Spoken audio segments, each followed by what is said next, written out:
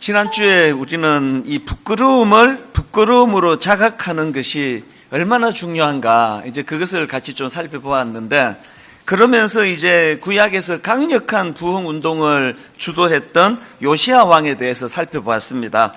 이 요시야 왕은 그 성전을 수리하다가 우연히 발견된 그 율법책 사건을 통해 가지고 그동안 하나님 말씀에 소홀했던 현실을 자각하고 또 막 옷을 찢을 정도로 격렬하게 회개할 정도로 큰 부끄러움을 느꼈고, 더 중요한 것은 그 부끄러움을 강력한 부흥운동, 종교개혁운동으로 그렇게 연결했다는 것, 이것을 저희가 살펴봤습니다.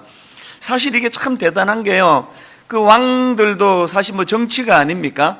어지간한 사람 같으면 그 사건을 이제 정치적으로 활용하거나 아니면은 이제 자기 치적을 내세우는 것으로 이제 이 율법책 발견한 것을 사용할 것 같은데, 요시야는 절대 그러지 않았습니다. 오히려 그것을 정치적으로 그렇게 사용하기보다는 진정한 회개 운동으로, 진정한 부흥 운동으로 그렇게 그 에너지를 사용하는 것이 참 귀한데요.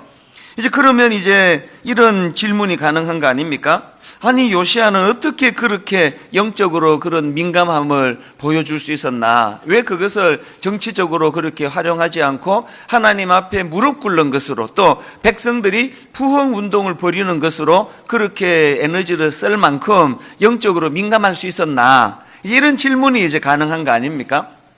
그래서 제가 이제 이 질문을 가지고 본문을 쭉 보니까 이제 이 요시야 왕의 배경을 아는 것이 중요한 겁니다. 이 요시야 왕의 가정사를 보면은 참 요시야는 그 불행한 가정을 가지고 태어난 사람입니다. 제가 지난주에 그 요시야 왕의 아버지가 므낫세라고 잘못 말씀을 드렸는데요, 아버지가 아니고 할아버지예요.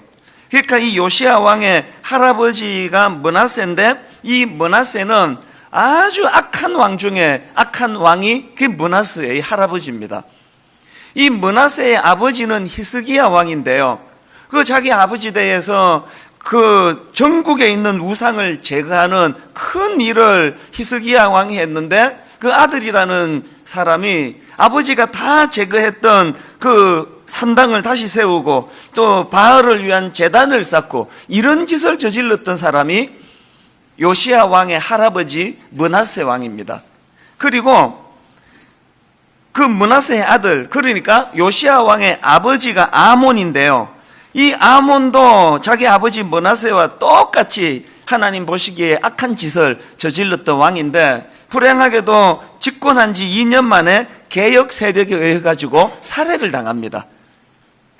그 당시 이 요시야 왕의 나이가 8살밖에 안 됐는데, 갑자기 자기 아버지가 등극하고 2년 만에 목숨을 잃으니까 졸지에 이제 8살에 준비도 안 된 어린 애가 이제 왕이 된 겁니다. 그러니 얼마나 그 마음의 어린 나이에 불안하고 그 두려웠겠습니까? 그리고 할아버지나 아버지가 다 그 악한 왕들이니까 뭐 제대로 된 신앙 교육이 뭐 이루어졌겠습니까? 그래서 이제 왕으로 등극하고 한참 동안을 그냥 혼미한 상태로 헤맸지 않았겠습니까? 그런데 여러분, 그랬던 이 요시야 왕에게 그 인생의 대전환이 일어나는 나이가 16세예요. 왕으로 등극한 지 8년 되던 그 해인데 어떤 일이 일어났는가 하니까요, 자, 역대하 34장 3절입니다. 아직도 어렸을 때 곧 왕위에 있은 지 8년에 그의 조상 다윗의 하나님을 비로소 찾고, 그 전에는 그냥 뭐 정신이 하나도 없는 혼미한 그런 생활을 영위하다가 16세가 되는 그 즈음에야 비로소 이제 그 하나님을 찾았다, 영적으로 눈을 뜬 거예요. 요시야에게 이런 그 영적인 자각이 일어난 것을 이제 그 이후에 요시야에 대하여 어떻게 성경이 평가하는가 하니까 역대하 34장 2절입니다. 그 앞에 건데 보십시오. 여호와 보시기에 정직하게 행하여 그의 조상 다윗의 길로 걸으며 좌우로 치우치지 아니하고, 여러분, 그의 조상 다윗의 길로 걸으며 또 여호와 보시기에 정직하게 행하며, 이런 표현들은요, 구약의 왕들 중에 하나님 보시기에 좋은 왕, 하나님 보시기에 성군, 그런 왕들을 표현할 때 쓰는 전형적인 표현 아닙니까? 이게 16세 때 이루어졌다는 겁니다. 그러니까 요시야 왕이 일으켰던 종교개혁의 씨앗은요, 우연히 율법을 발견하던 그 지점이 아니에요. 사실은 겉으로는 드러나지 않았지만 그 이전서부터 그가 16세 되던 해에 그 여호와 하나님을 찾고 비로소 그의 조상 다윗의 하나님을 비로소 찾고 하던 이 16세 때 이미 이 개혁의 씨앗은 자라고 있었던 것입니다. 이게 왜 중요한가 하면은요, 여러분, 사람은요, 그 내면에 어떤 싹이 자라고 있는가, 그 내면에 어떤 씨앗을 심었고 그 씨앗이 어떻게 자라고 있는가, 이것이 그 사람의 인생을 결정한다는 사실입니다. 어느 목사님이 뭐 성추행을 했다, 또 어느 목사님이 뭐 교회 공금을 횡령을 했다, 그거는요, 그 목사님이 그 전날 뭐 헷가닥 해가지고 그런 일을 하는 경우는 없습니다. 이미 드러나지는 않았지만 오래 전서부터 그 내면에 그런 하나님 보시기에 부끄러운 싹이 자라고 있었던 걸 방치했기 때문이에요. 그 좋은 사례가 다윗 아닙니까? 우연히 그 목욕하는 여자를 보고 의도하지 않게 그 유부녀인데도 불구하고 성적으로 죄를 짓고 이런 것을 했는데, 그거는요, 다윗 왕이 어젯밤에 먹은 술이 덜 깨가지고 그렇게 한 게 아닙니다. 모르긴 몰라도 오래 전서부터 그 안에 이제 자꾸 사람들이 잘한다 떠봤더니까 그 안에 교만이 싹트고 있었고, 그 안에 교만이 이 하나님을 의지하고 의뢰하는 마음을 희석시킨 지가 아마 꽤 됐을 거예요. 이 안에서 자라나는 잠복된 그 악한 씨앗이 다윗으로 하여금 그런 천인공노할 짓을 저지르는 열매로 나타났을 뿐 아닙니까? 그렇기 때문에 여러분, 사실은요, 우리 안에 아직까지는 그런 결정적인 실수를 한 적이 없고 사고를 친 적이 없지만 내가 내 안에 지금 뭐가 자라고 있는지를 민감하게 들여다봐야 됩니다. 영적으로 민감하게 보면 사실 본인은 다 알 수 있는 거 아닙니까? 내가 지금 어떤 상태라는 거. 요 근래 와가지고 막 자꾸 시험이 들고 표현은 안 하지만 회사에 있는 그 나보다도 그 별로 잘생기지도 않은 어떤 과장님이 그 나 부인 몰래 막 그 바람을 피고 있다는 소리를 들으니까 막 부러워 죽겠고, 어떻게 저렇게 하면 들키지도 않고 저거 참 부럽다. 자꾸 이런 생각이 들면은 그건 여러분 방치하면 안 되는 상태예요. 그 안에 지금 악한 씨가 지금 자라고 있다는 뜻이거든요. 이 내면 세계를 관리하는 게 얼마나 중요합니까? 뭐 이런 말 흔히들 하지 않습니까? 똑같은 이슬이라도 그것을 뱀이 먹으면 독을 만들어내고, 똑같은 이슬이라도 그것을 벌이 먹으면 꿀을 만들어낸다는 것.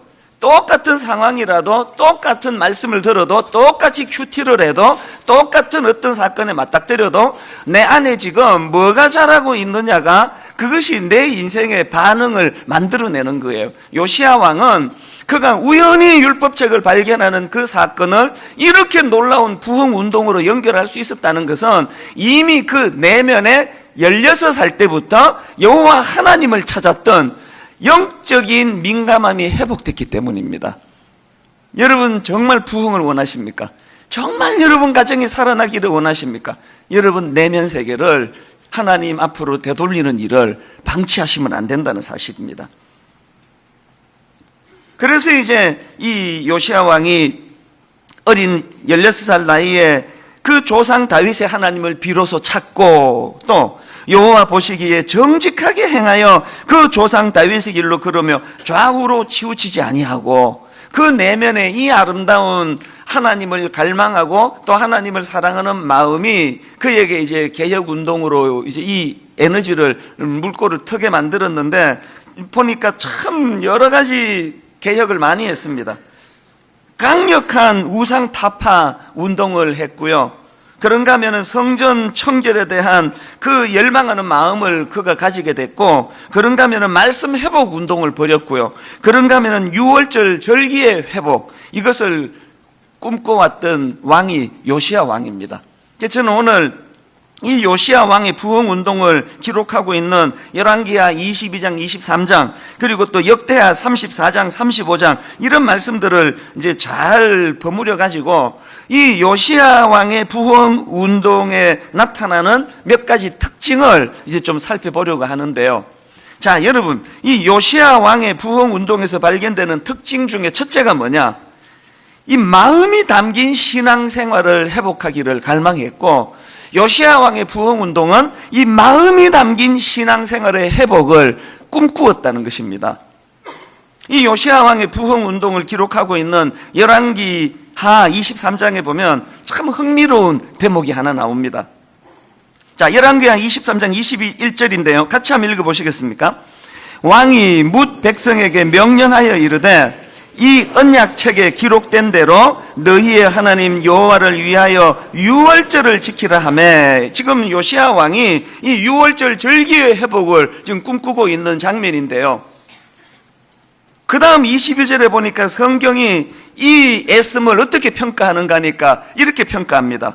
사사가 이스라엘을 다스리던 시대부터 이스라엘 여러 왕의 시대와 유다 여러 왕의 시대에 이렇게 유월절을 지킨 일이 없었더니, 이 요시야의 이 유월절을 회복하고자 하는 마음을 너무 귀하게 평가하는데, 그런데 이게 여러분 그 앞에 왕들이 보면은 이 굉장히 이게 마음이 힘들 것 같아요. 동의가 안 될 것 같아요. 이스라엘 여러 왕의 시대와 유다 여러 왕의 시대에 이렇게 유월절을 지킨 일이 없었더니, 이 역대 왕들이 이 기록을 읽으면 엄청 억울했을 거예요. 아니, 우리도 다 유월절을 지켰거든. 아니, 여러분, 실제로 유월절을 폐기시킨 왕은 없습니다. 다 자기들 나름대로 유월절을 잘 지켰는데, 아니, 성경은 이렇게 유월절을 지킨 일이 없었다고 이야기하는 겁니다. 이 성경이 왜 이렇게 기록했을까요? 여러분, 이 문제를 찾아나가기 위해서, 자, 우리 요한복음 6장 3절 4절을 보셔야 되는데요. 자, 요한복음 6장 3절 4절입니다. 예수께서 산에 오르사 제자들과 함께 거기 앉으시니 마침, 그 다음 보세요, 유대인의 명절인 유월절이 가까운지라. 이 비슷한 표현이 요한복음 2장 13절에도 나오는데요. 자, 보십시오. 유대인의 유월절이 가까운지라. 지금 여기에 유대인의 명절인 유월절, 유대인의 유월절이라고 지금 그렇게 반복해서 표현하고 있는데요. 아드 핑크라는 분이 쓴 요한복음 강해라는 책에 보면은 왜 이런 표현을 쓰게 되었는지 그 시대적인 분위기를 설명하는 부분이 나옵니다. 출애굽기 12장 11절 한번 보시겠습니까? 너희는 그것을 이렇게 먹을지니 허리에 띠를 띠고 발에 신을 신고 손에 지팡이를 잡고 급히 먹으라. 그 다음 보세요. 이것이 누구의 유월절입니까? 여호와의 유월절이니라. 이게 정상 아닙니까? 유월절의 주인은 하나님이에요. 유월절을 명하신 분도 하나님이에요. 이 유월절은 여호와 하나님의 유월절이에요. 근데 왜 요한복음으로 가서 유대인의 유월절이라고 표현할까요? 뭘 의미합니까? 그 당시 유대인들이 타락해가지고 하나님의 말씀대로 유월절을 지킨 게 아니라는 거예요. 지들 그냥 멋대로 내키는 대로 자기들 방식대로 유월절을 지켰다는 거 아닙니까? 그리고 더 중요한 게 뭡니까? 이 유월절을 지키라는 하나님 말씀의 의미 속에는 이 출애굽의 기쁨, 종살이 하던 나를 하나님이 어떤 은혜를 주셔서 내가 이 애굽의 그 신흥으로부터 압제로부터 이제 홍해를 건너 자유를 누리게 되었는가. 하나님의 이 택한 백성으로서의 이 자기 정체성을 기뻐하며 감격하며 지켜야 되는 게 유월절인데, 불행하게도 그런 정신은 하나도 안 지키고 그냥 하라니까 하는 거예요. 그래서 이게 유대인의 유월절이 돼버린 겁니다. 여러분, 저는요 이 대목을 묵상하는데 마음이 아픕니다. 근데 진심으로 마음이 아파요. 오늘 우리가 드리는 이 예배를 하나님이 어떻게 평가하실까요? 어떤 분에게는요, 세상에 이렇게 그냥 딴 데 놀러 안 가고 이 더운 날 여기 와서 예배 다 드리고 집에 갔는데 하나님이 여러분 보고 너 오늘 예배 안 드렸다? 이렇게 말씀하신다면 어떡하시겠습니까? 이게 지금 유대인의 유월절 하듯이 이게 지금 유대인의 주일입니까? 하나님의 주일입니까? 이게 지금 유대인의 예배를 드리고 있습니까? 하나님의 예배를 드리고 있습니까? 깊이 생각해 보셔야 됩니다. 분당 우리 교회, 여러분 지금 이 심각한 전 문제라고 생각해요. 이 지각, 그러시면 안 됩니다, 여러분, 진짜. 여러분, 정말 그러시면 안 돼요. 오죽하면은 그 시간 지나서 예배 시간에 문을 잠그라 그러겠습니까? 그 예배 시간에 지각하시는 분들 문을 잠궈가지고 상처를 받으시는 분이 생긴대요. 이게 너무 마음이 아파요. 그런 분들께 너무 죄송해요. 그러나 여러분, 그렇게 그냥 하나님의 예배를 드리러 오시면서 마음대로 지각하면서도 아무렇지도 않게 그렇게 들락날락 하시면 우리 하나님 마음 아프신 거 생각 안 해보셨습니까? 예배는 콘서트가 아니에요. 오늘 저 목사가 얼마나 설교를 잘하나 보자. 여러분이 지금 설교 대회의 심사위원으로 여기 앉아 계시는 거 아닙니다. 오늘은 몇 점이나 나올 것 같습니까? 유대인의 예배로 드리시면 안 되고 여호와 하나님께 드리는 예배가 돼야 돼요. 예배는요, 내 감정을 채우기 위한 게 아니에요. 그냥 뭐 마누라하고 그냥 싸움하고 가정에 좀 답답하고 그래가지고 그냥 마음이 답답해가지고 여기 왔는데 이찬수 목사가 오늘 또 뭐 잘 웃겨주고 내 마음을 좀 풀어주겠지, 그렇게 하고 오시면은 그 예배가 아니에요. 내 만족, 내가 무엇을 채워주는 이것이 예배가 아니고 예배의 주인은 하나님이세요. 내 어떤 상황, 어떤 감정, 우울하든지 뭐 유쾌하든지 관계없이 하나님께 드려지는 게 이게 예배거든요. 그렇게 시간 다 내가지고 예배를 드렸는데 너 예배 안 드렸다?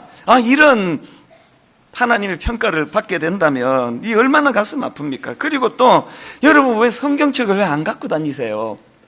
제가 이것 때문에 지금 자막으로 성경을 이걸 띄워야 되나 말아야 되나 또 한 번 또 자막을 또 안 띄운 적이 있잖아요. 여러분이 자막을 띄우는 것은요, 예수 믿은 지 지금 6개월, 1년밖에 안 되는 초신자들을 위한 거예요. 뭐 그냥 혼자 교회 다니면서 성경책도 없고 뭐 찾기도 막 이게 뭐 출애굽기가 신약인지 구약인지도 모르고 창세기가 뭐 요한계시록 옆에 있는지 모르고 이런 분들을 위해서 자막을 띄워드리는데, 여기 예수 믿은 지 1년 이상 되신 분은 자막 보시면 안 돼요. 성경 찾아서 봐야 되는 거 아닙니까? 그 여러분 옆집 아줌마가 여러분을 보면은 이게 지금 저 사람이 교회를 가는 건지 지금 마시러 나가는 건지 슈퍼마켓에 라면을 하나 사러 가는 건지 옷차림도 그래 갖고는 안 됩니다. 우리 젊은 형제 자매들, 여러분 참 자유롭게 그렇게 하는 거 이해가 되는데요, 우리 하나님께 나올 때는 이 시대가 다 그렇다고, 모든 여성이 옷 다 그려 입는다고, 요새 모든 남자들이 다 옷 그려 입는다고, 그런 걸 뛰어넘는 우리 하나님께 드려지는 게 하나님의 예배가 돼야 되거든요.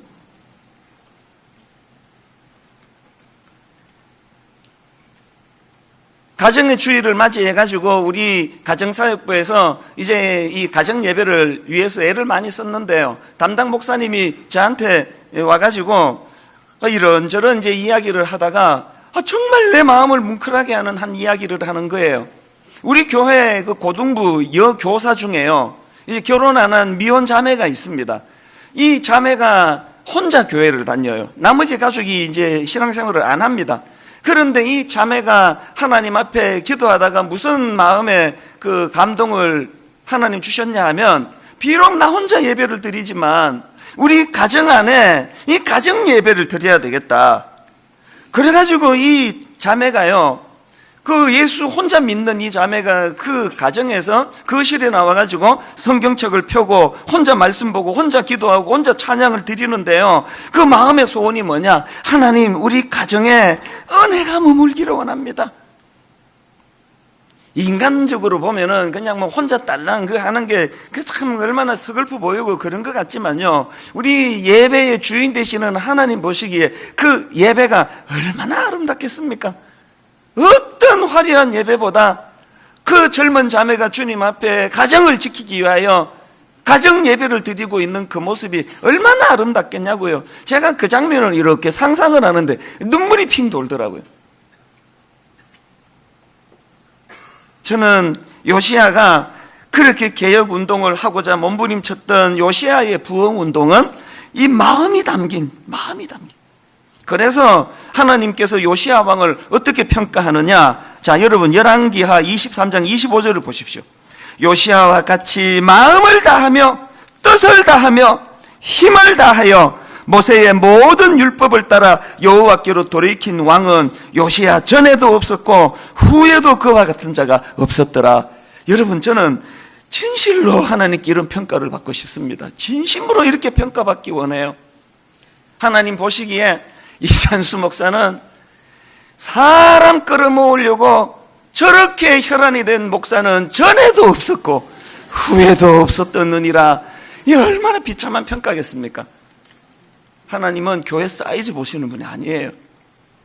하나님 보시기에 이 찬수 목사는 마음을 다하고 뜻을 다하고 힘을 다하여 나 여호와 하나님을 사랑하던 저런 종은 없었다. 여러분, 이런 평가를 받기를 원하지 않으십니까? 이런 평가를 갈망하는 마음의 태도가 이게 부흥의 이게 재료라는 것입니다. 그런가 하면은 두 번째로 요시야 왕의 부흥 운동의 특징이 뭐냐? 근원적인 문제를 제거하려고 몸부림쳤던 부흥 운동이에요. 이 근원적인 문제 제거, 이게 무슨 말씀인가 하면은요, 열왕기하 23장 3절에서 이제 요시야 왕이 발견된 율법책을 가지고 이제 율법을 발견하는 게 중요한 게 아니라 이 말씀대로 살아내고 지키는 게 중요하다는 것을 선포합니다. 3절을 보시겠습니까?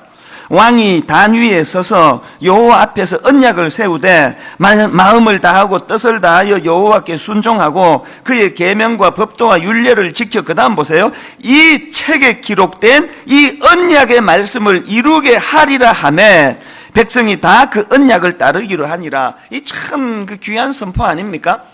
그거 성전 공사하다가 그 율법책 발견되는 게 중요한 게 아니다. 이 율법의 정신을 회복하는 거, 이 율법의 말씀을 지키는 것이 중요하다. 그런 놀라운 선포를 하는데 더 귀한 게 뭔지 아십니까? 그렇게 선포만 하고 끝내면요, 그건 이벤트로 흐르기 쉬워요. 요시야 왕은 말씀을 사랑해야 된다, 말씀을 지켜야 된다라고 그렇게 선포하고 난 다음에 그것이 가능하도록 근원적인 문제를 제거하는데 그게 뭐냐? 우상타파예요. 우상타파. 그래서 그 성경에 보면은 3절에서 이제 이 언약의 말씀을 이루게 하리라 선포하고 바로 4절부터 20절까지 막 장황하게 요시야 왕이 어떻게 이 우상타파 운동을 벌였는가를 쭉 열거를 하고 있는데요. 요시야 왕이 지켜본, 요시야 왕이 인식한 게 뭡니까? 이 근원적인 우상타파라는 근원적인 문제를 해결하지 않고는 하나님의 말씀을 사랑할 수 없다는 거예요. 그 귀한 마음 아닙니까? 근데 여러분, 그 내용을 다루고 있는 말씀 중에 하나인 24절을 한번 보시겠습니까? 요시야가 또 유다 땅과 예루살렘에 보이는 신접한 자와 점쟁이와 드라빔과 우상과 모든 가증한 것을 다 제거하였으니, 여기에 많은 이 우상타파를 몸부림쳤던 요시야의 예씀이 보이는데, 저는 그 중에서요, 저기에 나오는 말씀 중에 이 드라빔, 이 드라빔에게 이게 제가 마음이 눈길이 가는 겁니다. 드라빔이 뭐냐 하면은요, 한마디로 말하면 드라빔은 이 가정 수호신으로 알고 있던 우상이에요. 그래서 이 드라빔은요, 크지도 않아요. 조그만한 그 우상을 이제 가정 수호신이니까 그렇게 이제 가정에다 두고 이제 섬기는 우상이 이 드라빔이에요. 그래서 이 드라빔이 조그만하니까요, 이스라엘 백성들이 타락한 사람들이 이제 어디 외출을 하거나 나가면은 이 드라빔을 갖고 가는 거예요. 그거 왜 가져갈까요? 그 소지하기가 쉽도록 만들어가지고 왜 갖고 다닐까요? 어디에 가든지 간에 이 드라빔이 지금 필요하다고 인식하기 때문 아닙니까? 이걸 오늘 우리 삶에 적용을 하자면, 뭐 여러분들 집에 뭐 드라빔을 두는 분은 없잖아요. 있습니까? 지금 갖고 오신 분 계세요? 뭐 신방 가봐도 그 없습니다. 그러나 여러분, 우리가요, 인간이 만든 그 조그만한 드라빔을 가지고 다녀서 우상이 아니라 사실은 우리 내면에 오늘날에도 영적인 드라빔을 다 갖고 다니는 거예요. 오늘 우리 시대의 드라빔이 뭘까요? 하나님보다 더 의지하는 그 모든 것, 이게 다 드라빔이에요. 놀랍게도요, 목회하는 저 자신을 돌아보면서 내게 드라빔이 있다는 것을 하나만 있는 정도가 아니에요. 순간순간에 내가 하나님보다 더 의지하는 것들이 발견될 때마다 제 자신에게 놀라는 거예요.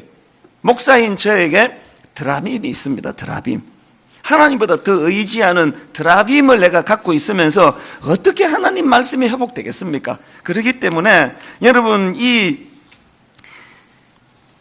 요시야 왕이 추구했던 부흥운동은 이 근원적인 문제를 제거하는 겁니다. 여러분, 하나님보다 더 사랑하는 어떤 무엇이 있다면, 하나님보다 더 의지하는 그 무엇이 있다면 그것을 제거하지 않고는 하나님을 사랑할 수가 없다는 사실이에요. 그런가 하면은 세 번째로 이 요시야 왕의 부흥운동의 특징이 뭐냐 하니까, 요시야 왕의 부흥운동은요, 요약하면 딱 둘로 정리가 돼. 하나는 하나님 중심, 또 하나는 말씀 중심의 부흥이에요. 이 하나님 중심, 말씀 중심. 바로 이 요시야의 정신을 요약해 놓은 성경 구절이 하나 있는데요. 열왕기하 23장 21절입니다. 자, 보십시오. 왕이 뭇 백성에게 명령하여 이르되 이 언약책에 기록된 대로, 이 말씀 중심 아닙니까? 이 언약에 기록된 대로, 그 다음에 너희의 하나님 여호와를 위하여, 하나님 중심 아닙니까? 요시야가 추구하던 개혁은요, 말씀 중심, 하나님 중심. 그래서 요시야 왕은 우연히 성전을 청결케 하다가 발견된 율법책을 발견한 이후로 그의 모든 개혁 운동의 중심에는 말씀이 말씀이 중심.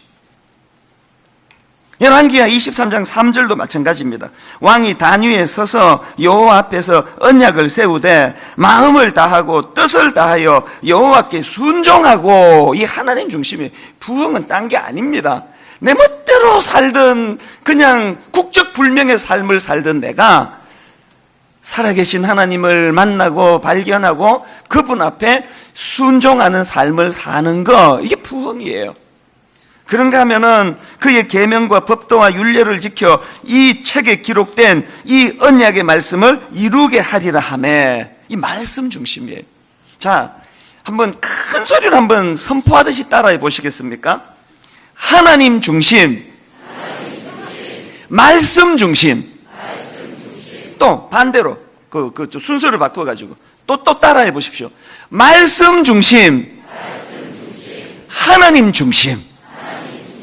사실 여러분, 이 요시야 왕의 근본적인 정신이 바로 종교개혁가들이 중세에 단행했던 종교개혁가들의 그 근본적인 중심이랑 같은 거 아닙니까? 종교개혁가들의 그 정신을 딱 세 가지로 요약을 하면은 오직 믿음, 오직 성경, 오직 은혜, 이거로 요약이 되는 거 아닙니까? 오직 믿음이 뭡니까?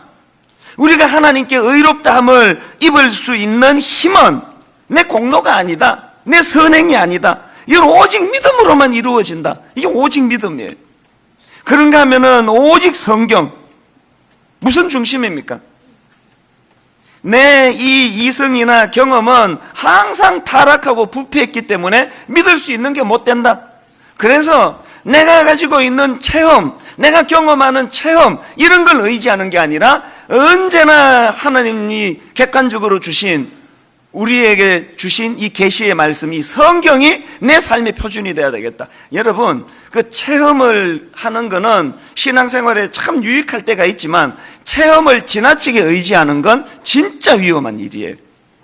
그 자꾸 이거 꿈을 꿨더니 예수님이 한복을 입고 지나가시더라.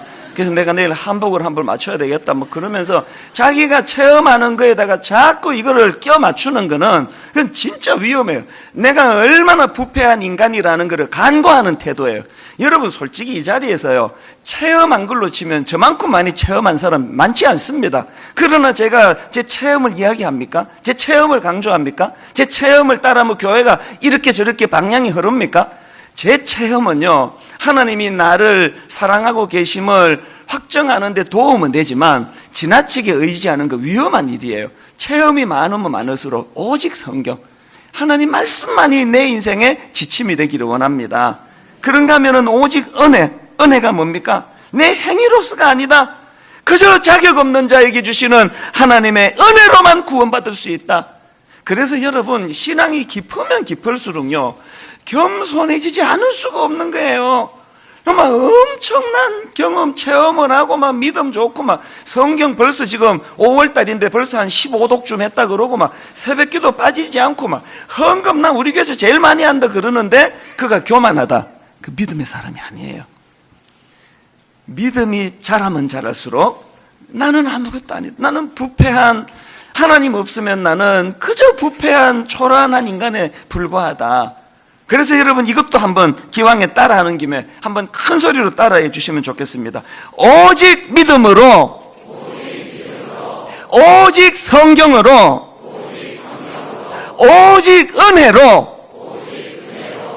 여러분 지금 내년이면요 종교개혁 500주년이 되는데 저는 마음으로 꿈꿉니다. 분당 우리 교회가 내년에 종교개혁 500주년을 기념해서 교회적으로 부흥운동이 일어나기를 바란다. 교회적으로 개혁운동이 일어나기를 바란다.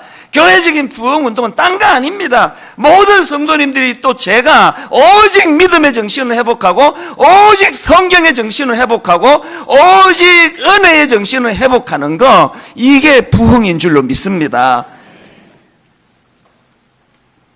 바로 지난주 목요일 새벽이에요.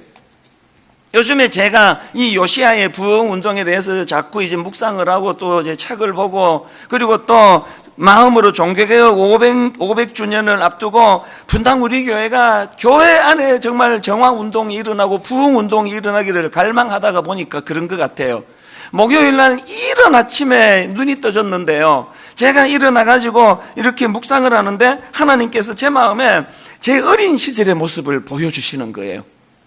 저는 고신교단이라고 하는 참 말씀을 사랑하는 교단에서 자랐습니다. 시간이 갈수록 이런 교단에서 자란 게 너무너무 저는 감사해요.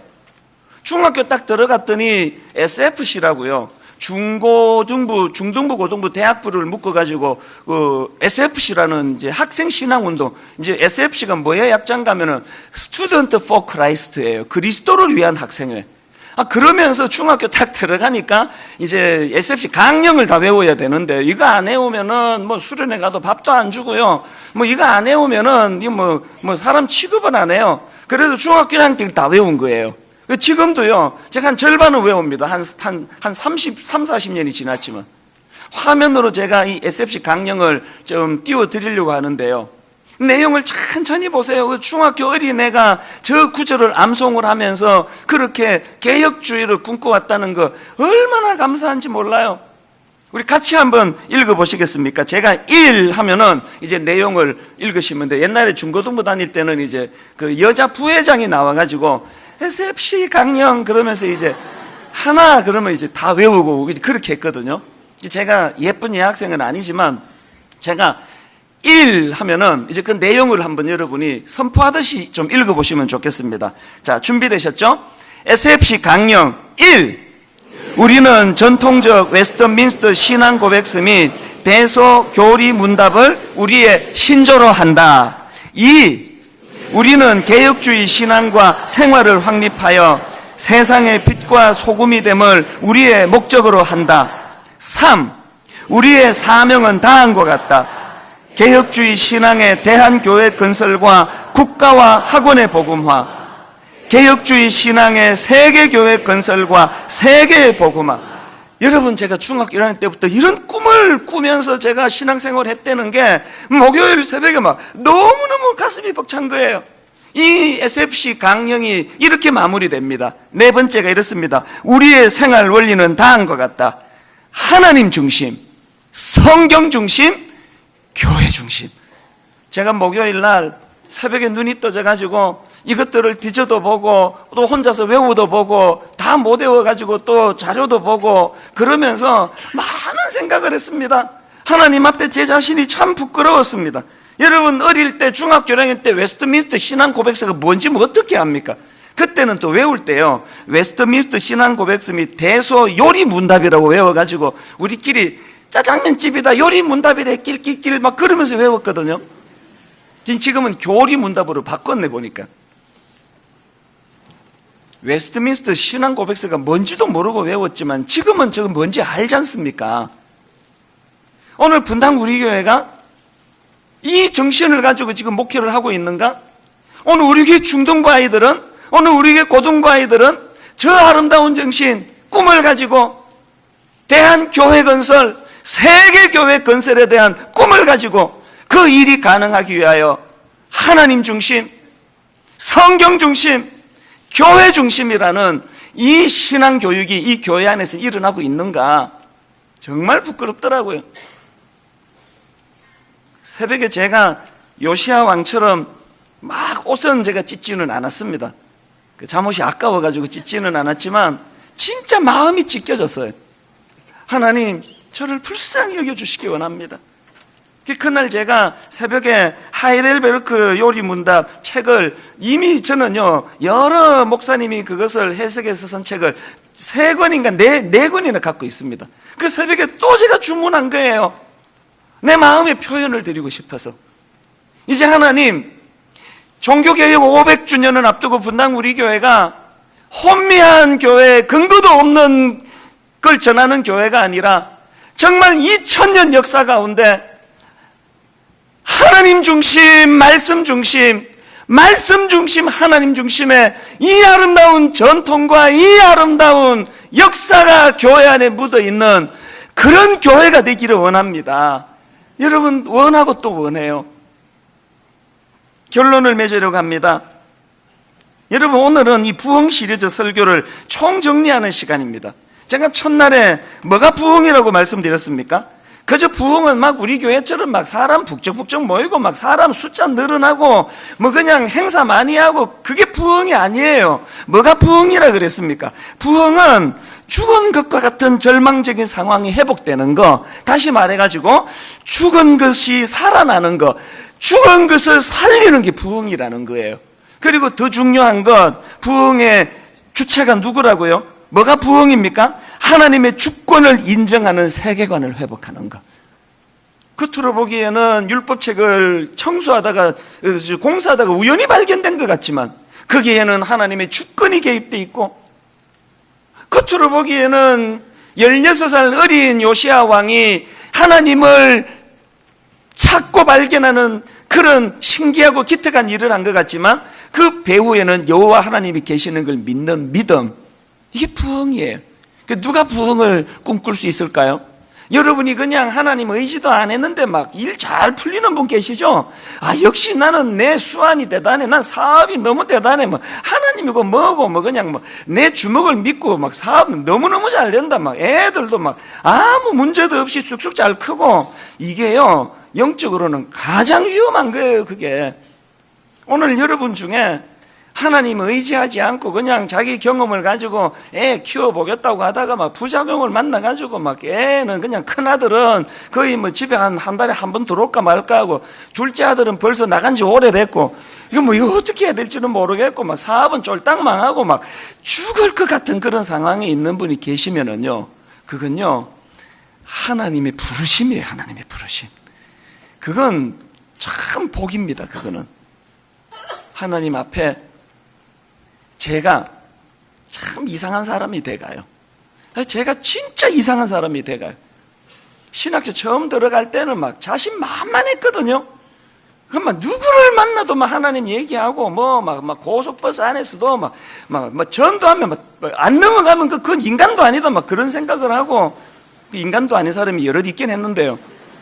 막 누구랑 제가 막 토론을 해도 내가 져본 적이 없고, 자신만만했고, 막 설교도 막 안 시켜줘서 그렇지, 막 단에만 쓰면 내가 은혜를 끼칠 자신이 충만했고. 그런데 지금 그렇게 한 지가 여러분 지금 26년이 지났는데 정말 요새는 설교가 자신이 없어요. 누구는 뭐 10,000시간 법칙이라고 한 10년 한 분야를 뚫으면 대가가 된대도만, 저는 26년 대가가 2번 반 되는 세월이 지났는데 설교가 막 점점 어려워요. 토요일 되면은 막 너무너무 두려워요. 설교하고 나도 마음이 편치 않아요. 이상한 사람이 돼가 자신이 없어. 막 신혼 때요, 우리 집사람하고 막 말싸움 해가지고 내가 져본 적이 없어요. 막 완전히 그냥 막 딱 그 혀를 딱 짚어가지고 더 이상 말 못하도록 그래가지고 우리 집사람이 처음에 좀 힘들었죠. 아, 딴 집 보면은 다 여자들이 막 이래가지고 남자를 꼼짝 못하게 하는데 우리 집은 막 여자가 이렇게 꼼짝을 못한다, 그랬던 게 전데요. 지금 이제 이상하게 돼가지고요, 뭐 우리 집사람한테 꼼짝도 못해요.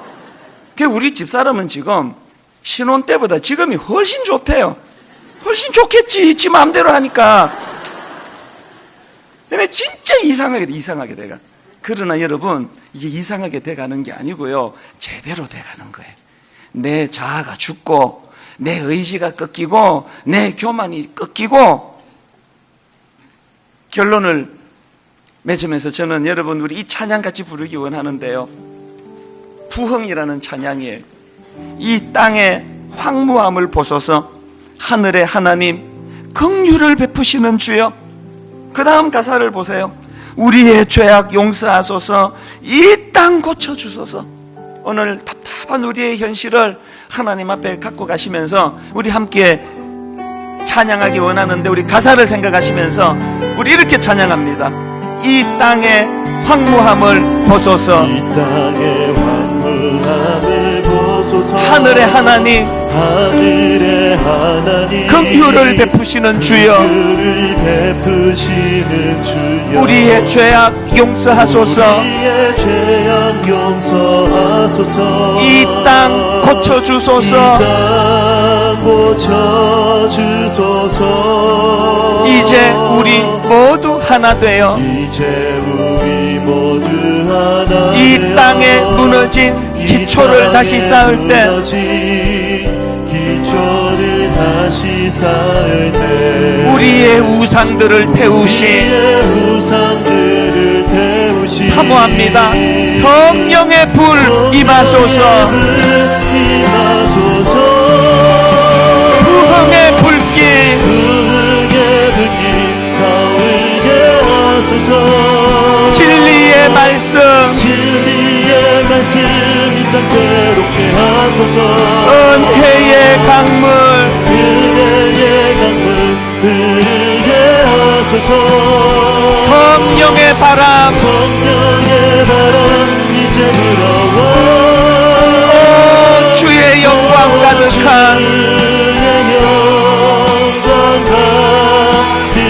새날 주소서. 오 주님 나라 이 땅에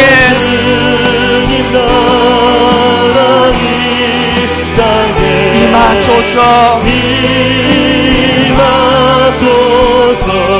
여러분, 우리 한 번 더 이 찬양을 부를 때, 오늘 가정의 주일 아닙니까? 우리 가정을 한번 좀 돌아보시면서 찬양하면 좋겠습니다. 그냥 내가 잘할 수 있다고 그래가지고 그냥, 여러분 기억하십니까? 수없이 많은 가정이 이혼하고 별거하고 깨져도 결혼할 때 나는 자신 있다, 나는 우리 가정 지킬 자신 있다, 그러고 결혼한 거 아닙니까? 여러분, 첫 아이 임신하고 기억하세요? 배를 쓰다듬으며 부부가 축복을 하면서 너 하나만은 우리가 최고로 잘 키우마, 너 하나만은 내가 인류를 키울 수 있다, 자신 있다, 그러고 시작한 자녀 교육 아닙니까? 마음대로 되던가요?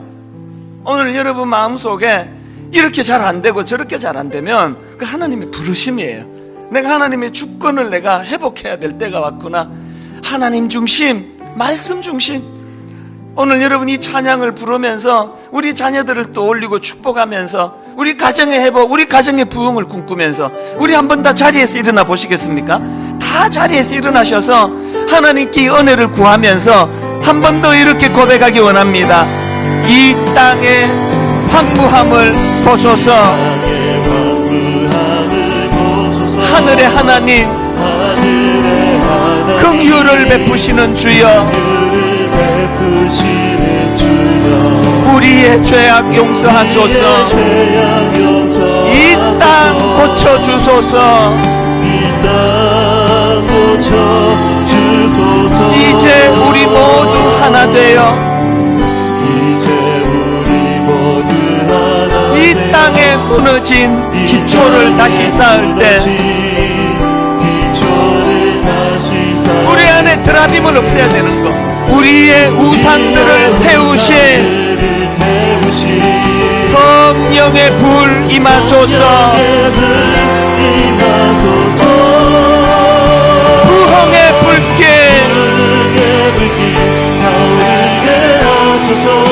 진리의 말씀 이 땅 새롭게 하소서. 하소서. 은혜의 강물 은혜의 강물 흐르게 하소서. 성령의 바람 성령의 바람 이제 불어와. 오 주의 영광 가득한 주의 영광 가득한 새날 주소서. 새날 주소서. 오 주님 나라 이 땅에 주님 나라 임하소서. 임하소서. 여러분 더 간절히 더 절박하게 부흥의 불길 타오르게 하소서. 진리의 말씀 진리의 말씀 이 땅 새롭게 하소서. 은혜의 강물 은혜의 강물 흐르게 하소서. 성령의 바람 성령의 바람 이제 불어와. 주의 영광 가득한 주의 영광 가득한 새날 주소서. 새날 주소서. 오 주님 나라 이 땅에 주님 나라 임하소서. 임하소서. 우리 오늘 말씀을 기억하면서 하나님 진짜 회복을 원합니다. 정말 우리 가정의 부흥을 원합니다. 아버지 종이 하나님 의지하지 않고 함부로 그렇게 덤벼들다가 이거릇들인 많은 것들을 주님의 이름으로 회복하기를 원합니다. 하나님 우리 가정을 살려주시기 원합니다. 하나님 우리 아들 좀 살려주세요. 우리 딸 좀 살려주세요. 하나님 우리 남편을 우리 아내를 불쌍히 여겨주시기를 원합니다. 우리 절박한 마음을 가지고 주님 앞에 부흥을 꿈꾸며 우리 통성으로 같이 기도하시겠습니다. 살아계신 하나님 아버지, 오늘 하나님 아버지 아픈 마음으로 주님 앞에 나왔습니다. 우리의 상한 마음을 주님 앞에 가져가기를 원합니다. 하나님 아버지, 요시야 왕이 영적으로 16세 때 하나님 아버지를 찾고 하나님 아버지를 아버지 사모하는 그 어린 나이에 아버지 하나님 영적인 민감함을 회복했던 것처럼 하나님 아버지 우리들의 심령 속에서도 그 은혜를 회복시켜 주시기를 원합니다. 하나님 아버지 은혜가 필요합니다. 아버지 은혜를 아버지 우리에게 아버지 허락하여 주시기를 원합니다. 아버지 어릴 때부터 SMC 감정을 통하여 종을 깨우쳐 주셨는데 하나님의 스미트 신앙 고백뿐만 아니라 하이델베르트 신앙 고백뿐만 아니라 2000년 역사 가운데 하나님을 사랑했던 수많은 윗대 어른들이 꿈꾸어왔던 하나님 아버지 그 역사와 그 믿음의 줄기가 우리 교회 안에 일어나기를 원합니다. 하나님 회복을 주시고 치유를 주시기 원합니다. 아버지 은혜의 강물이 우리 교회 안에 우리 가정 안에 우리 심령 안에 부어지도록 함께하여 주시옵소서. 하나님 은혜 갚아여 주시기 원합니다.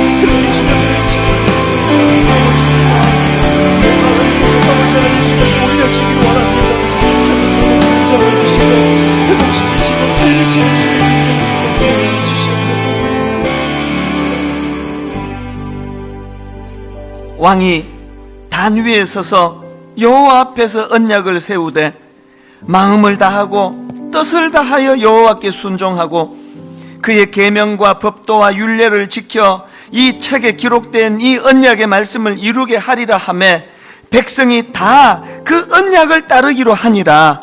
하나님 진실로 이런 일이 분당 우리 교회 안에서도 일어나게 하여 주시옵소서.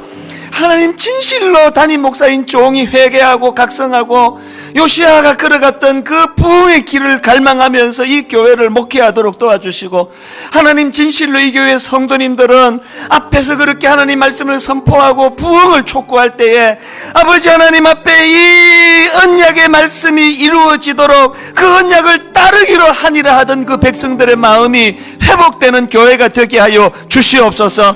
하나님 우리 교회를 살려주시옵소서. 하나님 한국교회를 불쌍히 여겨 주시옵소서. 우리 가정들을 주님 회복시켜 주시되 요시아 왕의 아름다운 부흥운동과 같은 회복운동이 우리 가정과 교회 안에 일어나도록 인도하여 주시옵소서.